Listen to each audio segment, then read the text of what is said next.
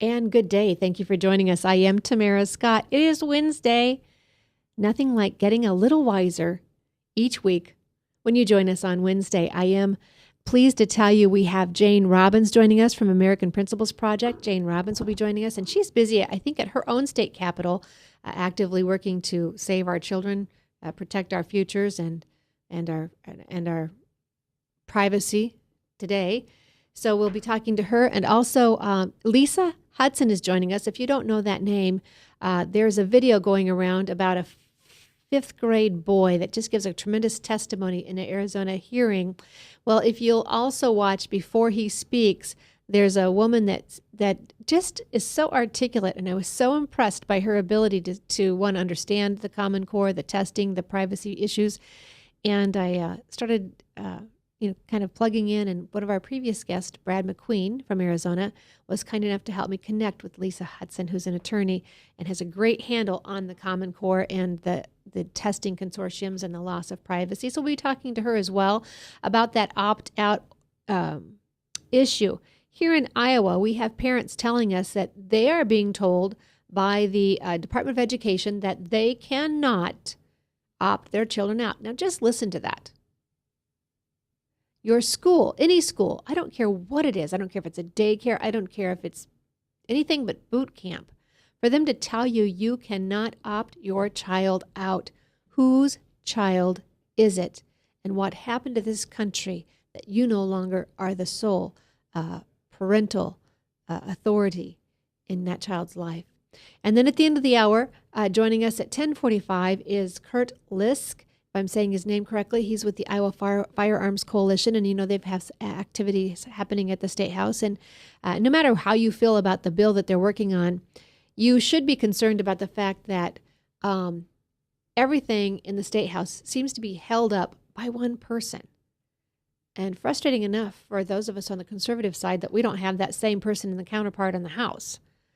But good bills, day after day, make it through 6 committees, through a subcommittee, a committee, a House chamber, make it through the subcommittee, a committee, in the Senate, and never see the light of day on the Senate floor. So we'll be talking a little bit with Kurt about that. So right now we're going to go with Jane Robbins, and thank you for staying tuned with us. Our mission on this show is to help you live God's word in today's world and to give you news that you can use because a lot of the other mainstream media they're more about entertainment industry and telling you what the stars are up to and political agendas than actually just getting truth out there that you can use. So Jane is with us. Jane, thank you so much. Well, thank you for having me, Tamara. It's good to be with you. Always a pleasure when you drop in and give us some of your expertise. Are you at your state capitol today? I will be. I actually found out that the hearing I have to go to is not till this afternoon, so I'm home right now, but I'll be heading down there in a while. And tell our folks where's home for you? What state? Georgia. All right, so you are in Georgia. And so what bill is it you guys are working on? Well, we're working on a couple of bills. One is actually a joint resolution that would address the College Board's new leftist AP U.S. history course. And we've been successful. We've gotten a resolution opposed to this and demanding that the College Board return to its traditional course, and also instructing our State Department of Education to explore alternatives to the College Board's monopoly in this area. And that has gone through the Senate. It's now in the House, and yesterday it passed a House subcommittee. So it goes to the full committee today, and we're hoping to get it on the floor soon. The session ends next week, but I'm optimistic about that.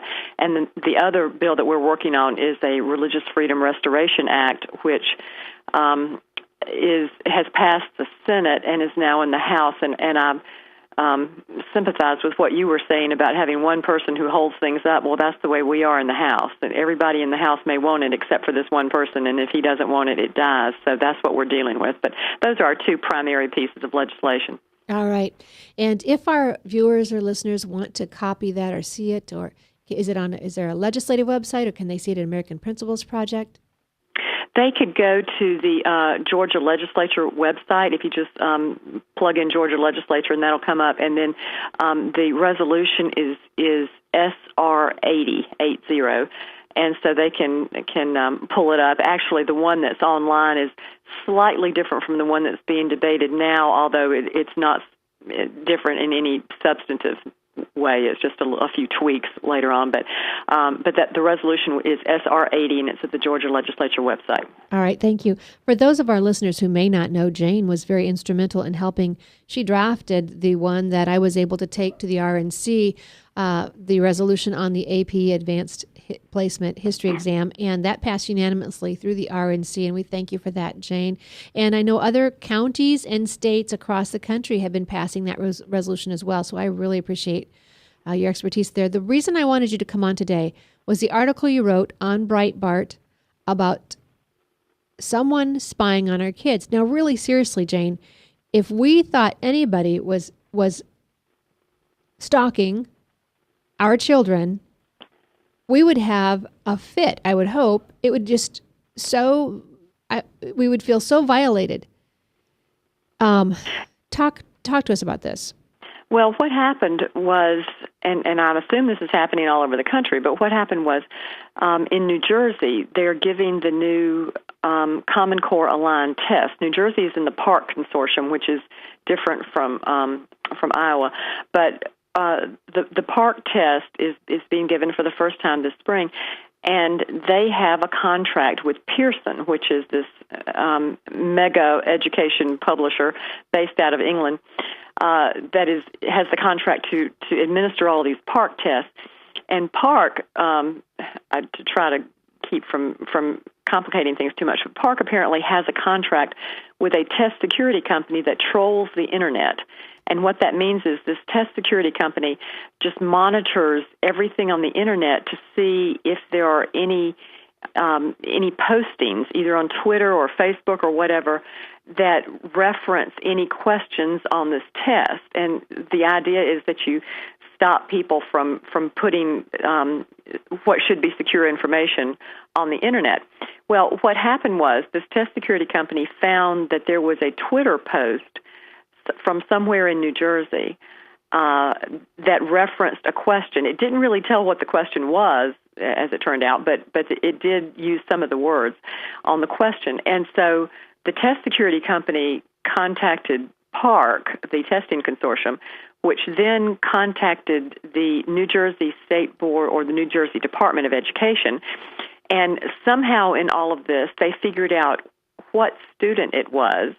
I guess they had the information about students' names and schools and what schools were giving the test on a particular day.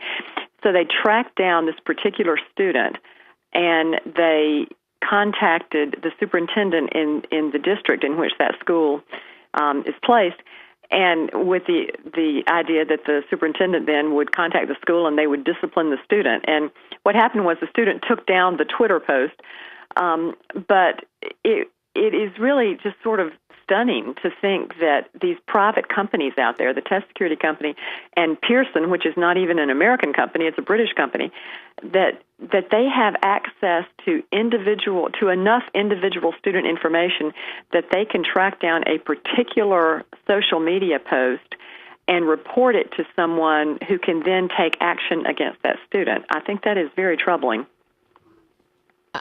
Okay. I just don't think we can comprehend what's really happening there. They're zeroing in on our kids. As we're dealing with an anti-bullying bill at our own state house, which would ask teachers to go in and troll or stalk our children for things that they find offensive, it's even more offensive to me to have, as you say, a country from out of this, someone from out of this country stalking our kids. And then, as I said in my promo for this show, tattling on them with their school district in hopes that they get punished. First off, that is pretty much what happened, and PARC has defended itself, and Pearson both, saying, "Well, we have to be cognizant of test security and that kind of thing." But it at what point is too far too far, especially when you consider that now these companies and this testing consortium. They have it in their files that this student by name and by school and what he said or what he didn't say or whatever, and presumably that's their information now. And I don't know that there's any way for the parents to get that erased. Plus, the testing consortium, both of the two testing consortia that are connected with the Common Core, have memoranda of understanding with the U.S. Department of Education that any data they get from the testing is made available to the U.S. Department of Education. So presumably this kid's name and what happened here could be made available to the federal government as well. And it's just we have gone so far beyond the pale on this that it's almost incomprehensible. Okay, so you're right. We don't know if we can get any record expunged. We're told that we cannot get records expunged. And you're saying if they decide that he had a question from the test, or if they decide to label him a cheater, that's going to be on his record for scholarships, for work placement, for whatever opportunities he may or may not have in the future. It very well could. We don't know.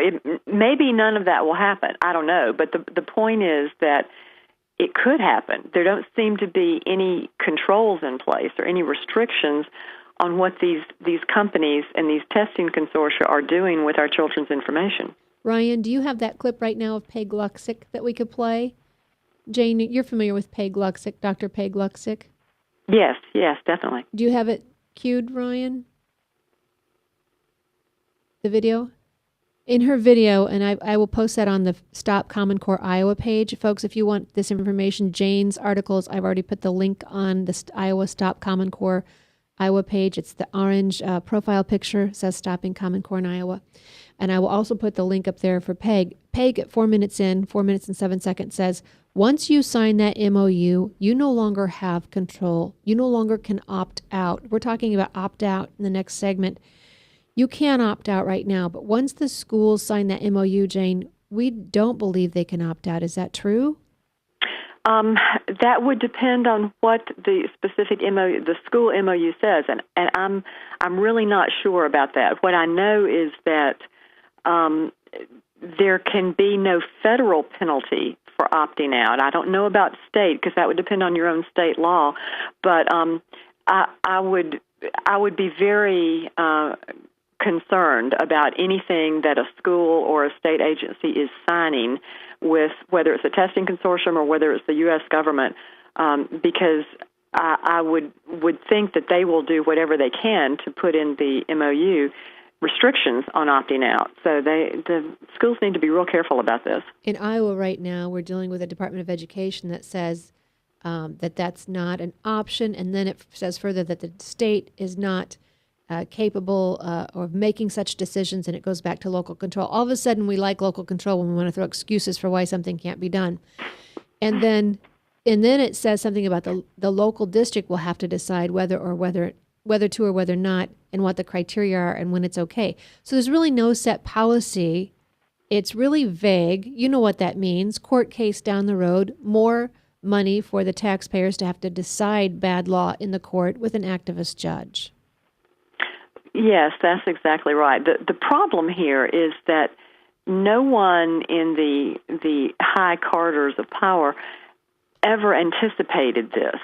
They thought that parents would just go along with it because parents have always gone along with it. For 50 years, we've had all these federal mandates, and you must do this and you must do that.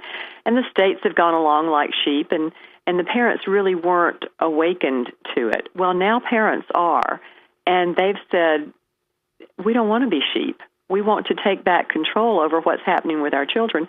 And so, no, my child is not going to take this test. And so it's caught them off guard. They don't really know what to do about that. So a lot of states don't have policies. Some of them are scrambling to come up with a policy, but most of them, I think, like Iowa, are just kind of, stumbling from one point to the next to try to decide what to do about it. They do, until they hit a mom like Michelle Crystal, who's dug into this, and she's gone and figured it out, and she's gone to the United opt-out and gotten the form, and she's gone to the Hatch Amendment and gotten her paperwork as to why she can, and she's now educating superintendents as to why parents at this point can opt out. But I do have concerns about once that MOU is signed, I think that what Dr. Luxick is saying is that the schools will no longer have control of that information. The state will no longer have control. Whatever data, and Jane, this is not just personal, this is not just academic data. We're going to talk with our next guest about all the things that they're wanting and inquiring about. But so, as you're saying, here's somebody in a foreign country has information on our students, personal information, family lifestyles, histories, medical treatments. That data is not, it's bad enough that it's being moved. We have in Iowa, they're telling us that the Department of Ed won't give it to the federal Department of Ed. No, they won't. But I think the MOU, according to one of our volunteer researchers, Heather, who does a great job, says that it will go to the Department of Labor. Even worse. Well, the MOU that the testing consortium has signed with the U.S. Department of Education says that all data collected through the test, connected with the test, shall be made available to the U.S. Department of Education on an ongoing basis for undefined research. So the fact that your Department of Education says, oh, we don't give it to them, well, maybe not, but the MOU says that you have to, if they ask for it, maybe they haven't asked for it yet. They probably haven't, because they're not going to do anything outrageous yet. They're going to try to wait until all of this dies down. But at some point down the road, if they ask for it, the contract is there. You have to let them look at it. So there's a big difference between we don't give data to the federal government or to the Department of Labor or to anybody else, and we can't give it. And that's why state legislation is so important, to keep them from giving it to these other agencies, because when push comes to shove and federal money's on the line, just about every state Department of Education is going to roll over and give them whatever they want. That's right. And even if it's our Department of Ed saying we're not going to give it away, if it goes to the consortium, that's a private entity, and we don't know, nor do we have any control over who they will give it to. That's exactly right, because you have one vote. You've given up your sovereignty on that. You have one vote, and if you get outvoted, or even if they just do things internally without really letting the states vote, then that's too bad. You've lost all power. And our memorandum of understanding, we supposedly is been nullified because our governor signed an executive order pulling us out as a governing state here in Iowa.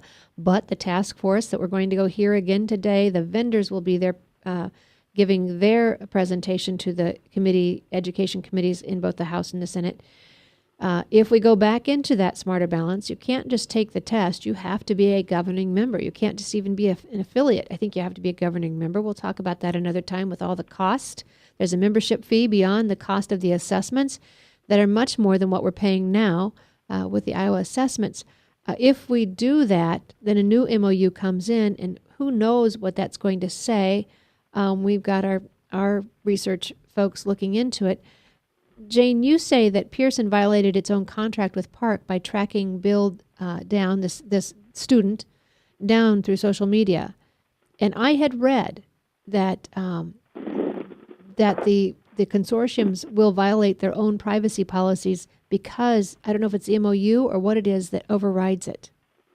The privacy policies sound really good. They didn't have these privacy policies to start with. They put them in once there was national parental outrage over the potential threats to privacy here. So they put these policies in, but they sound good, but they're meaningless. As long as the consortia have that MOU with the U.S. Department of Education, that controls, regardless of what they say on their own. Oh, we won't give this and we won't give that. Well, you will if the U.S. Department asks for it, because the MOU requires you to give it to them. So it's not just the MOU, the Memorandum of Understanding that the consortium has with the state. The consortium has an MOU with the federal level as well, and we don't have control, nor do we know what that says. You're doing business with a third party, and you have no idea what they're doing. It's like that cheating spouse. You think you have a contract with them, but you have no idea what they're out doing and who else they're with. Yeah, that's a good analogy. The federal government is they are determined to get their hooks into student data, and they are also determined to do everything they can to incentivize the states to share the data widely, and especially with departments of labor, because the Common Core is not designed for education. It is designed for workforce development. And once you understand that, then you see why they're wanting to share all of this data with departments of labor, because the only thing they're trying to do is train kids to fill entry-level jobs at politically protected companies. That's what they're doing. So, of course, the departments of labor need to have the education information from the departments of education so that they can track these kids and make sure that they're turning out enough little widgets to fill these slots at the politically favored companies. And we're running out of time here, but what would you say to the parent who has this attitude? Well, the government already has all that information about us anyway. I've heard that before. I think that is a dangerously defeatist attitude. The reason they have it is that nobody was paying attention before. But now that people are paying attention, I think that it is very possible and, in fact, probable that parents will take back control over this. There will be some good legislation on the federal level that prevents this kind of thing, but it won't happen if all parents say, oh, well, there's nothing we can do. That is the attitude that's gotten us where we are so far, and if we don't start changing it now, it'll be a whole lot harder or impossible 10 years from now. Next week, I am interviewing someone who's interviewed several survivors of the Holocaust because they just never dreamt it could happen to them. And you're right, Jane. It's our own negligence that's caused this to happen. What would you say to parents? And by the way, Jane, we have a broadband bill coming through our state legislature. You warned our committees of that last session when you were here, that if we tried this technology and the online test, we would definitely need more broadband width, and they deny that has anything to do with the schools. I don't buy it. I may be dead wrong, but I don't buy it. I just think it's ironic that you said it would happen, and here it is. And so that's just a side note. A warning to everybody out there. Jane has said that this will come, this expense will come, and here it is. But Jane, what would you say to our listeners, viewers, about this issue, the MOU, the privacy? What's the action step they need to take? The action step is to get in touch with their legislators, with your governor, with your state school superintendent, and don't shut up about it.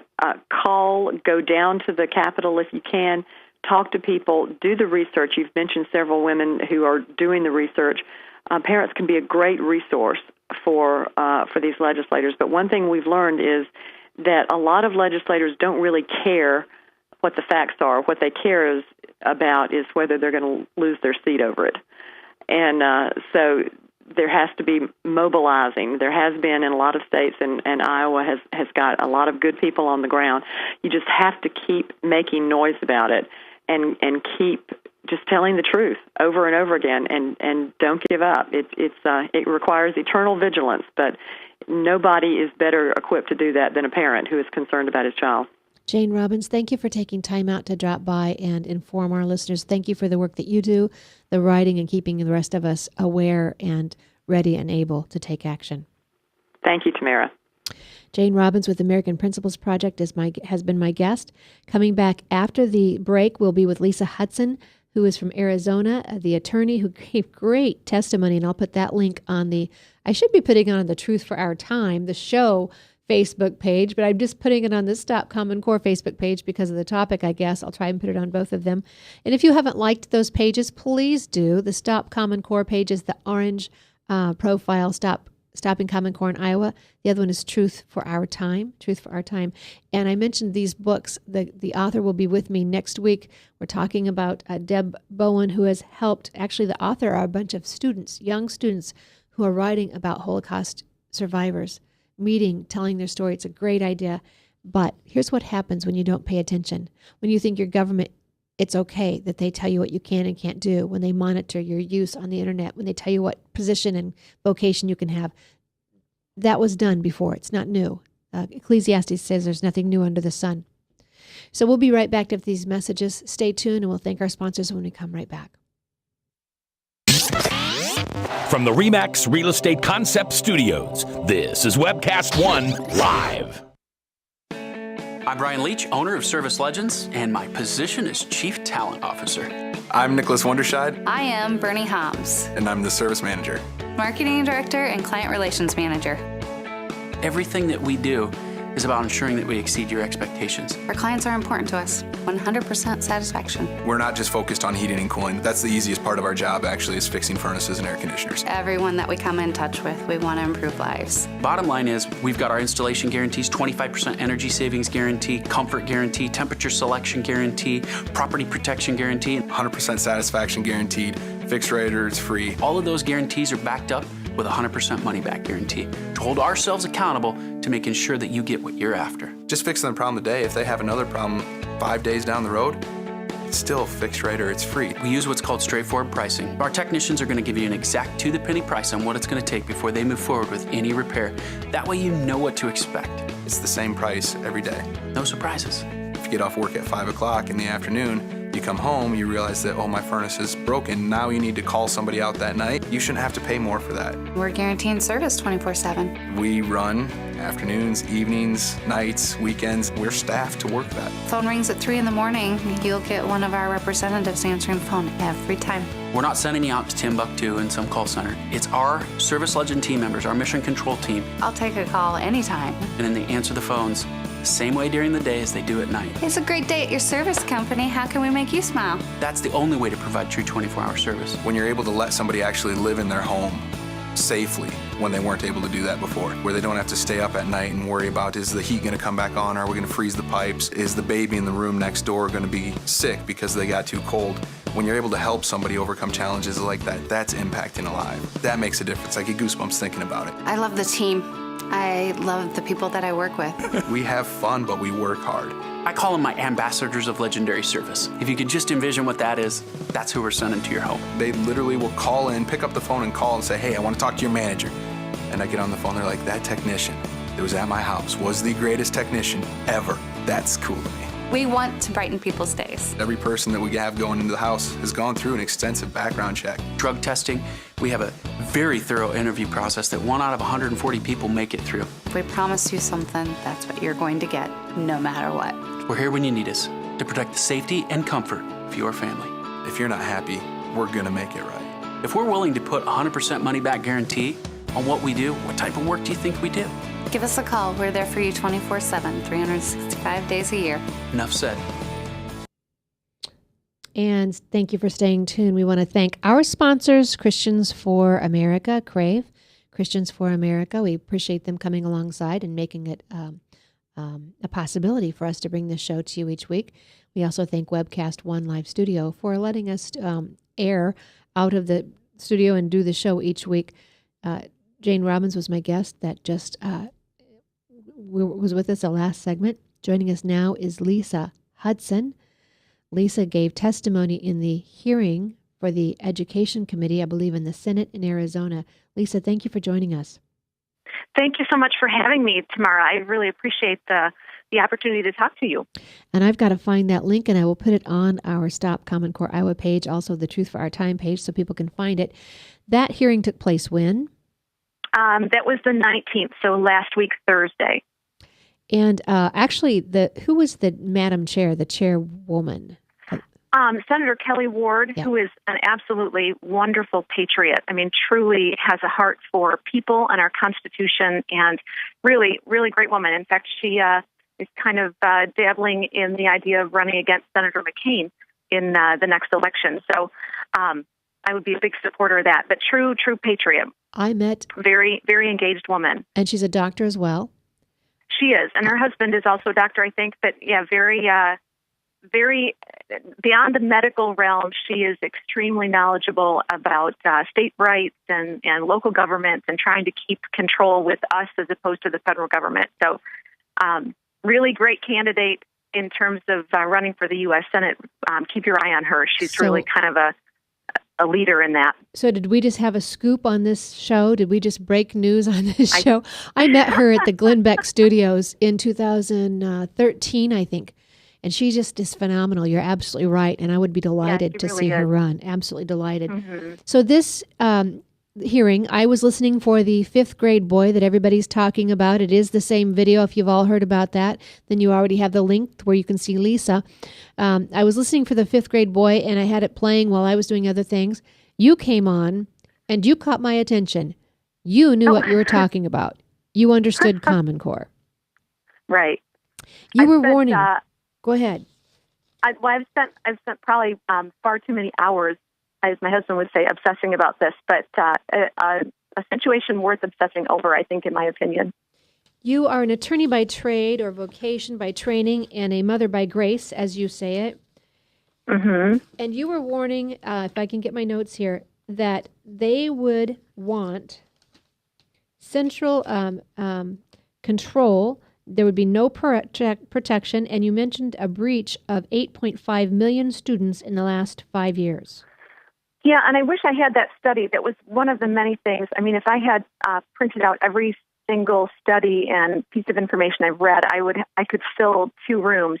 But to give you specifics, I cannot recall who did the study. I found it in the what was open comments when the government was intending to make the changes to FERPA. And it was an open comment from someone who was opposed to the changes, obviously, and they had done studies about data breaches. And it was a period of time, I think maybe 4 or 5 years, that they indicated that there were 8.5 million breaches of student data in that time. And when we say student data, we're talking about the data that the school has on them. You're talking grades, you're talking everything the school has on them? Correct. Yeah, that was my understanding from the report, is that it would be anything that the school, any information they had collected about that student, social security numbers, I'm assuming would be in there, a home address, phone number, grades, absences. I don't know if at that point test scores were included in there, but anything that they had collected at that point would have been accessible to other people if it was hacked into. And so let's tell our listeners why this is such an issue. You warned as well what they would be looking for on these tests. It isn't just how they do in math or science. What's some of the information they will be collecting or they have collected already? Well, I found an interesting study by the Fordham Center on Law and Information Policy. I think the study was done in 2009. I have a lot of notes here in front of me, but I believe that was 2009. And Fordham had done a review of state data collection of all K through 12 students in all 50 states. And they indicated that the data collected, and this is a short list, but it kind of is indicative of what they're collecting and no reason why, but simply what they're collecting. And it said the data collected included but was not limited to pregnancy, mental health, criminal history, birth order, peer violence, parental education, and your economic status, medical test results, and birth weight, that was the one I thought, why they want to know these things, I have no idea. Birth weight was certainly kind of an obscure thing to want to know, but what they would do with that, I don't know, and what it would mean to them, I have no idea, as probably 99% of voters and parents and would have no idea either. So there's a vast amount of information, and this was clearly, Tamara, this was just a small sample of the information that Fordham indicated was being collected. So they also found as well that the data was not terribly well protected. So there are definitely concerns about who has access to the information, whether it's properly protected or not. And really, go ahead. Oh, no, sorry. Well, I was going to say for the Iowans listening, we're talking about this because right now our legislature has a task force that has come back with their results highly recommending Smarter Balance over the other consortium. I think they only looked at 2. Who says these are the best 2 to begin with? They only looked at 2. The other one was the Next Generation Iowa standards or Iowa test that I think used to be from the same group as what we called the Iowa Basic Skills. All I can say to you listeners is we do not want Smarter Balance. We do not want Smarter Balance testing consortium. We need to stay with the Iowan, the local one, where we can have some control. We'll still have to have questions that go along with the Common Core as long as we're in the Common Core, which is why we need out of the Common Core. But we could at least have some control of what is being asked. And as Jane was saying before, we have no control of that information once they have it. The key is that they shouldn't get it. We need to be passing laws here that they can't collect data that has nothing to do with academics. And then remember, the Memorandum of Understanding overrides laws. Our old Memorandum of Understanding said that we would remove any barriers, laws, regulations, or statutes that inhibited information they wanted. So correct. Yeah, and I think along those same lines, I mean, a lot of people think, oh, this is protected. The government has taken steps to protect us. The states, and here in Arizona, people say, well, they can't get it. It's protected by statute, but it really isn't. I mean, ultimately, that what would protect kids is FERPA, and in 2011, President Obama very quietly, very kind of stealthily, as we like to say, with a lot of the things that happened through this administration, kind of in the dark of night, changed FERPA, basically gutted it of any student protection that a family, a parent, a student, K through 12 student, and beyond, actually, because the longitudinal data systems have been extended from pre-K to post-grad. So they're collecting, at this point, cradle to career. And I think the goal is well beyond that. I think Mark Tucker says cradle to grave. But the statute was very quietly gutted by Obama. So now they can collect anything and provide that information to non-consensually. They do not have to have parental consent to anyone who they have they have dealings with. They can send it to contractors. They can send it to consultants, which I'm sure then rolls into that ball of who can have it. The test writers, the standards writers, they all have access to that information. And I think the list of qualified individuals also included school volunteers. I mean, that's how broad it is. Yeah, volunteers, but also the Department of Defense. Right, correct, and the Department of Labor. So it is a school to work. It's a school to labor. It's a school to. They're deciding who will go on the front lines, who will be correct, who will be deemed worthy of what position. It's just flat out frightening. The late bloomers will never have a chance. The Einsteins, the P. Buckley Moss, who Colonel Sanders with his Kentucky Fried Chicken doing it as a senior citizen. These people will never have a chance.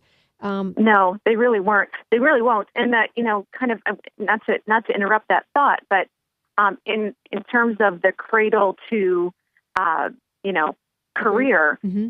I'm sure you're probably familiar with the Mark Tucker Dear Hillary letter. Right. Back in, I think, 1992. He wrote that after Bill Clinton was elected.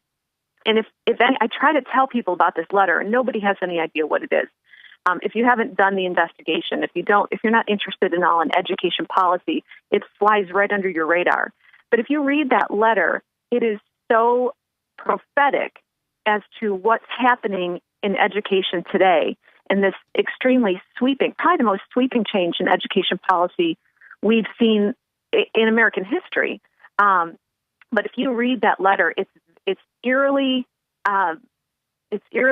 similar to what is going on today. And Mark Tucker was involved in some aspect. I haven't quite linked him how to the creation of these standards.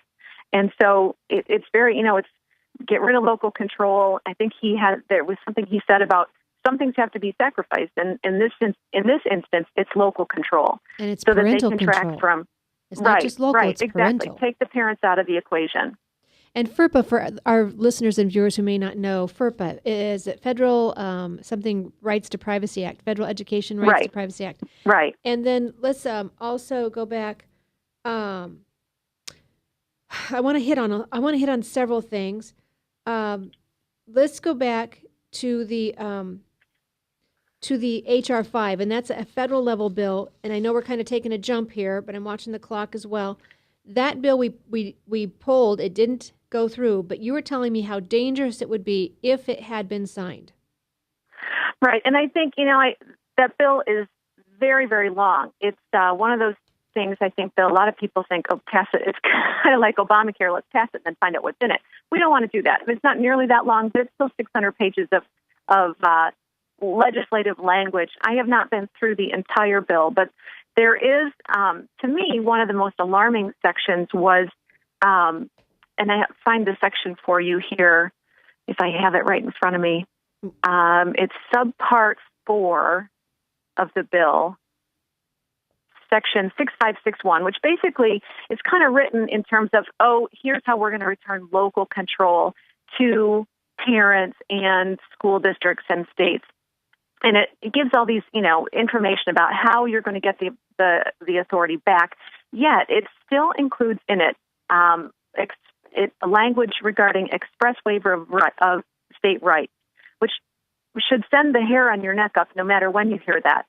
But it involves, basically they say if this program has been ratified or approved in a budget, which every state, I'm virtually certain, has probably ratified this in a budget in terms of where the money came from and where it's going.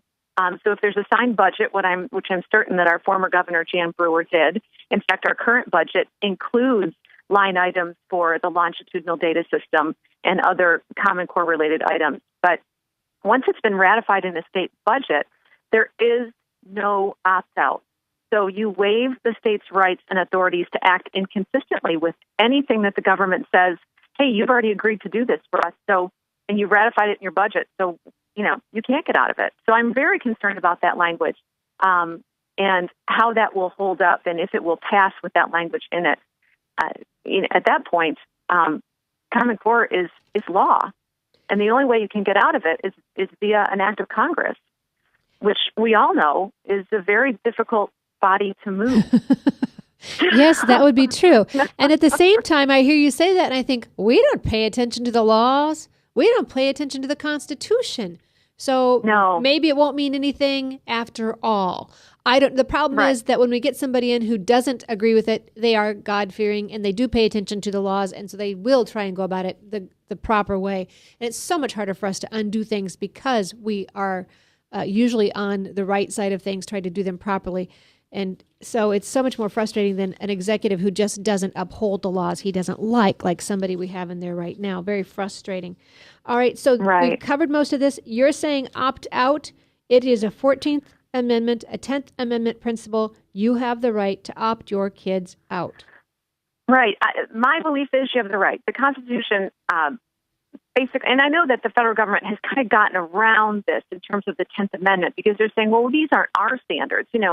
They've been very savvy in enlisting these third parties and other deep pockets to fund this.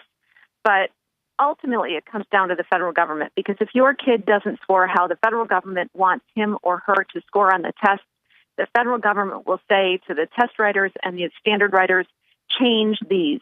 So the federal government has control. The state constitutions, I can only really speak to Arizona and what our legislation says. We have legislation here that addresses absolutely nothing about state testing and national testing being mandatory, although people here are being told they can't opt out. But the Due Process Clause of the 14th Amendment acknowledges a fundamental constitutional right of a parent to direct and determine the care, teaching, and education of their children. And if this isn't the care, teaching, and education of our children, I don't know what is. Right. All right, Lisa Hudson has been my guest. Action. What should people do out there? Right now in Iowa, you need to call your legislators, 515-281-3221 in the House, 515-281-3711 in the Senate. Look up on the legis.iowa.gov, legis.iowa.gov. Go to committees and look for education committees and get the name of every education committee member, or just go to Stop Common Core Iowa Facebook page, and I've already got a post there with all of them listed. Then send them an email that says, we do not want Smarter Balanced Assessment Consortium. Do not accept it. Even the legislators who are pro-Common Core are saying we're not ready, this is not right, there's issues, and they're saying we should have a delay. So please go and do that. Lisa, your call to action. My call to action is basically the same. Jump up and down, no matter how crazy people think you are. Jump up and down and make as much noise as you can. To just kind of parrot what you said, call your legislators, call, email, tweet them on Twitter, because there's nothing more exasperating to them to putting something out on social media so that a lot of other people can see it. Call them. Let your voice be heard. Send emails. Discuss it with your legislators. Discuss it with your House reps, your senators, and let them know as well, because I think a lot of people are kind of oblivious to how H.R. 5 plays into all of this. I know very briefly we haven't touched on it, but the Title I waiver, the NCLB waivers that every state took, basically, the Title I issues with that is reducing the 40% free and reduced lunch to zero, so that now every kid in a public school is Title I eligible. And so with H.R. 5, we have a Title I portability provision if it passes, and that child can take, now they move that Title I money with them. It doesn't stay with the school. It goes with them. And so if they go to a private or Christian school, they can now take with them the umbrella of the federal government.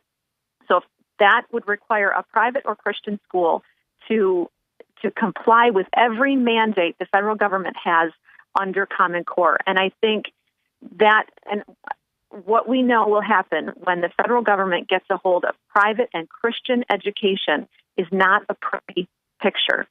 So stomp up and down. I said, I am a mama bear with this. I will not let the federal government have control of my child. And I would go down in a hail of gunfire before I laid down and let them take her from me. So that sounds very conspiracy theorist, but it really isn't. People have got to know what's going on. Well, I was one of those they always warned, don't say that. It sounds like tinfoil hat. Don't talk about that. And now that others are writing about it and we're seeing about it, now they're not telling me to be quiet anymore. Lisa Hudson. They decide that you're not as crazy as they thought you were. How about that? They just think I'm crazy about something else I'm warning about that they haven't heard yet. Right, right. So, thank you so much for joining us. We will, hopefully you can stop in again, keep doing the good work, and I will put the link up of the testimony. You can hear her. She's about at the 1:20-minute mark, the hour 20-minute in, and the fifth graders after that at about 1:40. So I'll get that up online for you shortly. I've got the link to calling your legislators. That's up there again, so you can see that on Stop Common Core, and I've also got it on Truth for Our Time. Lisa, thank you so much for joining us. Thank you so much for having me tomorrow. I really appreciate the time. We'll go right to a message of our sponsors. We'll be right back with Kurt Lusk with the Iowa Firearms Coalition. From the RE/MAX Real Estate Concept Studios, this is Webcast One Live.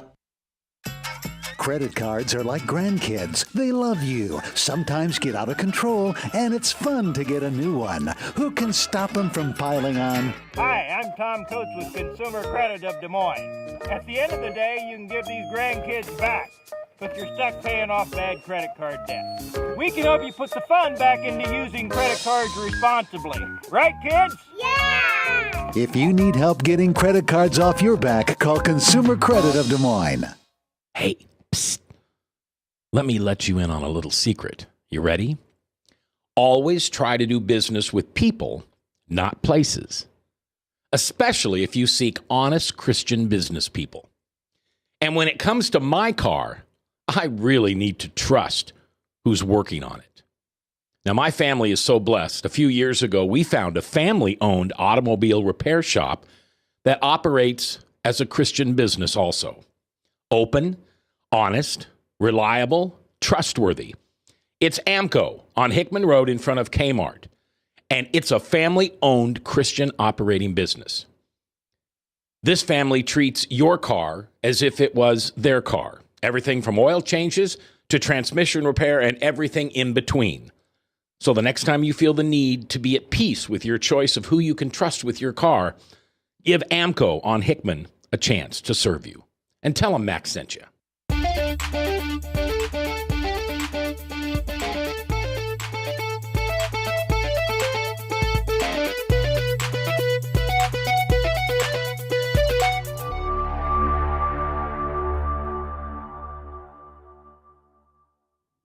It's a fast-paced show today, and when you get done listening, you'll be better for it. You'll have information, and you might be a little bit frustrated, but you know what will help you with that frustration? When you pass it along to those who deserve it, who are making the decisions and need to know how you feel. So those numbers are on the Stop Common Core in Iowa Facebook page. The emails are there as well. The committee members are all listed for you. So do your parental duty, do your citizenry duty, and make sure, one, you just economically, fiscally, the smarter balance is too expensive. It's much more expensive than the other testing opportunities and alternatives. So there it is for you. We saw Jane tell us earlier, we're in this position because we haven't done enough. Now's your chance to do something. Joining me now, Iowa Firearms Coalition Vice President and Marketing. Head of Vice President of Marketing? Is that, because I hear you giggling over there, Kurt. It said Vice President -Marketing. So I'm not exactly sure what that means. Yeah, it's I wear many hats. We'll put it that way. But just to put it simply, I'm the vice president. I'm not a guy that gets too caught up in titles, but if we want to label it, I'm the vice president of the Iowa Firearms Coalition. Have you listened to any of this show so far? Or are you just jumping in?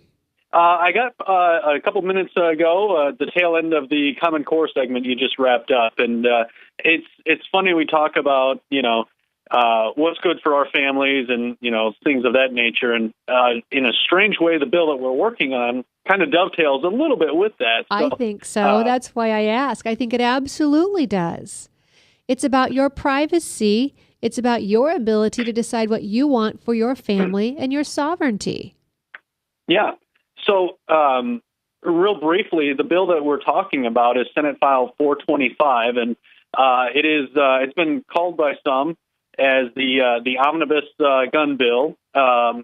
Real briefly, what it does is it actually addresses a great number of issues, really, within the state of Iowa. This bill is a culmination of a number of groups coming together. There's us from the firearms community. There's the law enforcement. A number of law enforcement agencies partnered with us on this, and a number of legislators all came together and said, okay, you know what? We each have issues we'd like to address. Here's what we can bring to the table. And that's how we ended up with this bill that is now Senate File 425.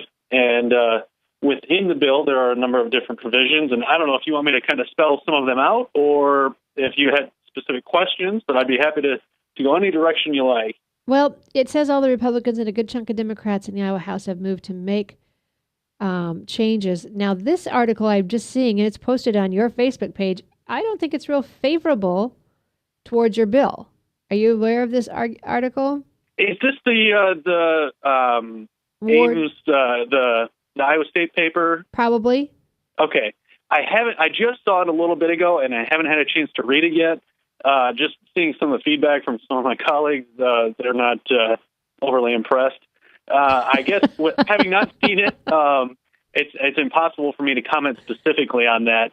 But what I can tell you is that there's been a lot of misinformation being spread around, and which is always unfortunate, but at the same time, it's also not unexpected either. Well, let me ask you about the one I heard, and this one does kind of concern me.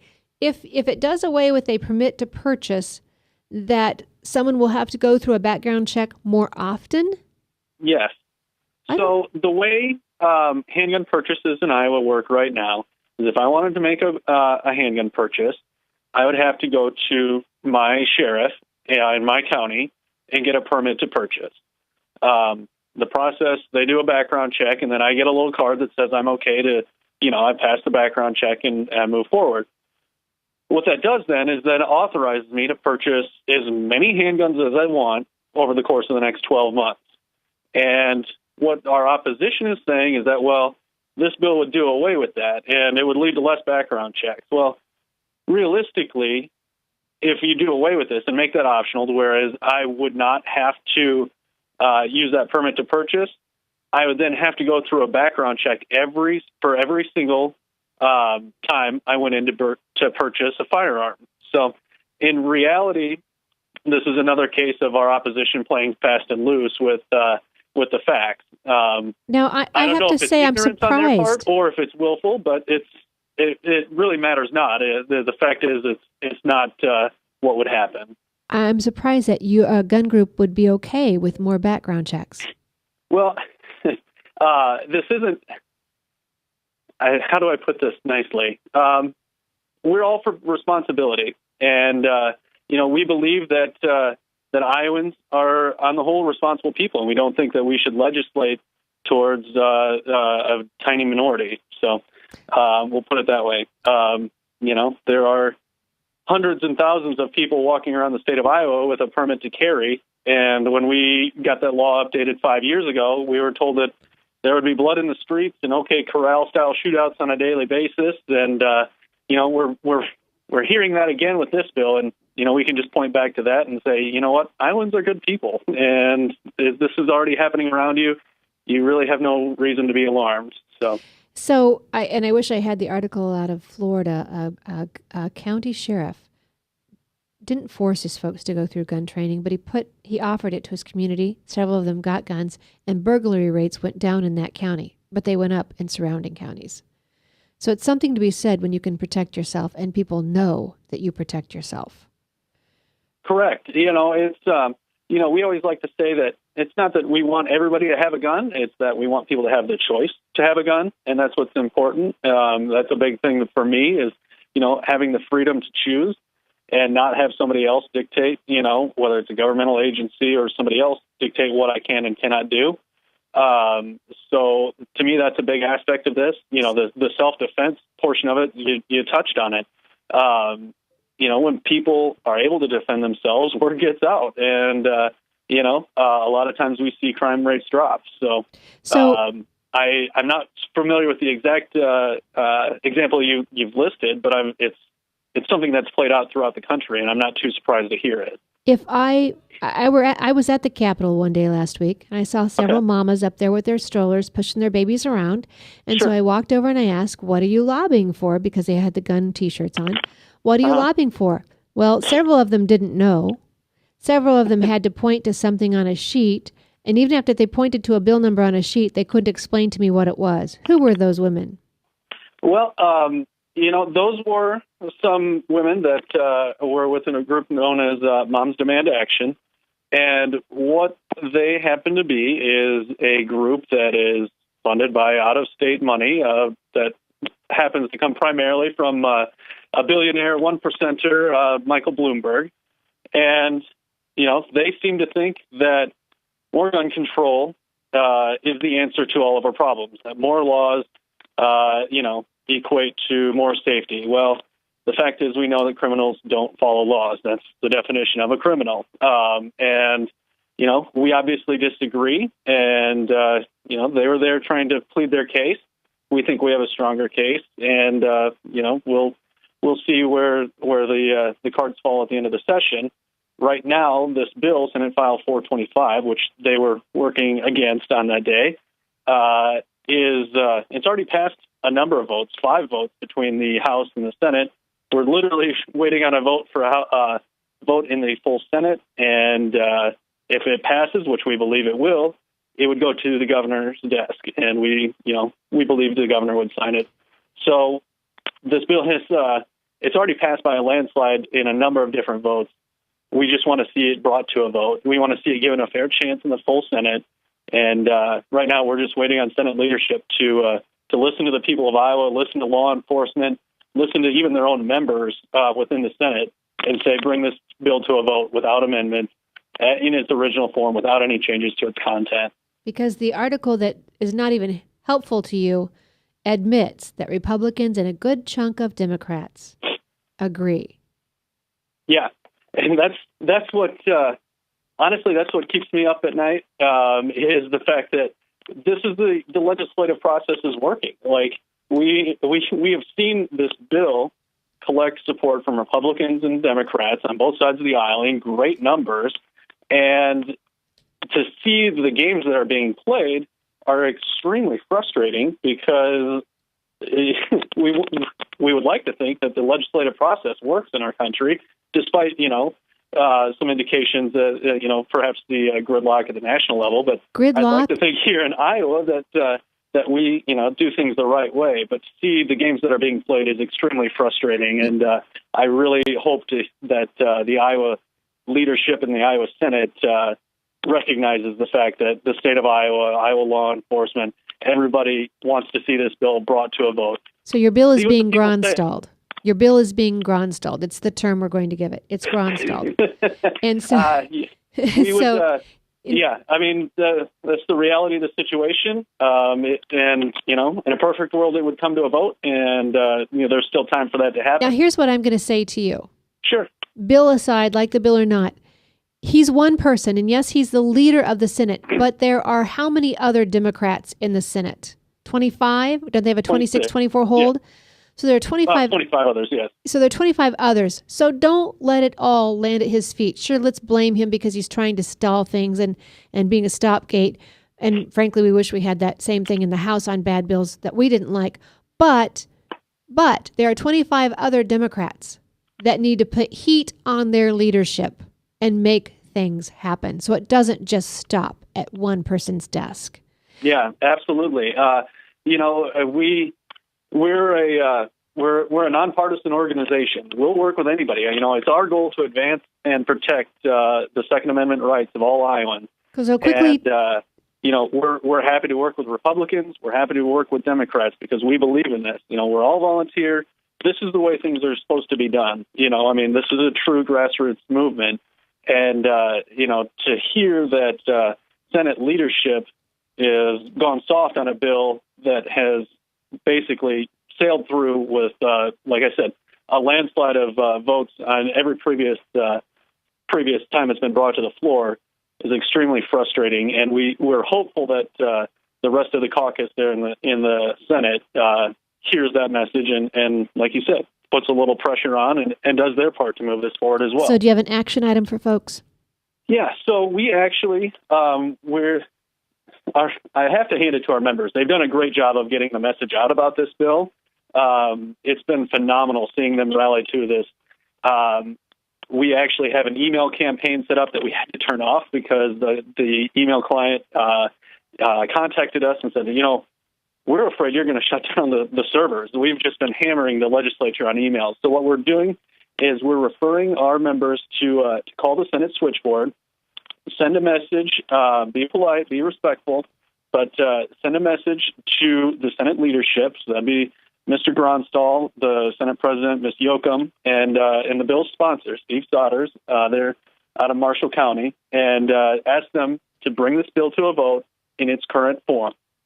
Just real respectfully, Senate 425, we'd like to see it brought to a vote. Senate switchboard, I don't know if you want to get into it, but I've got the number here. 515-281-3711. Yes. All right. So, yeah. Okay. You've done this before, as I can tell. All right. But, my guest has been Kurt Lisk. He's with the Iowa Firearms Coalition. You can check him out on Facebook. They have a website, too. We are out of time. Kurt, thank you so much for joining us today. Thank you so much for your support, and thanks for having me on. You've been given a lot of information that will help you live as a free American, and only you can hold on to your liberty. So take this opportunity and do something with the information you've learned. Be encouraged and never be complacent. Thanks for joining us.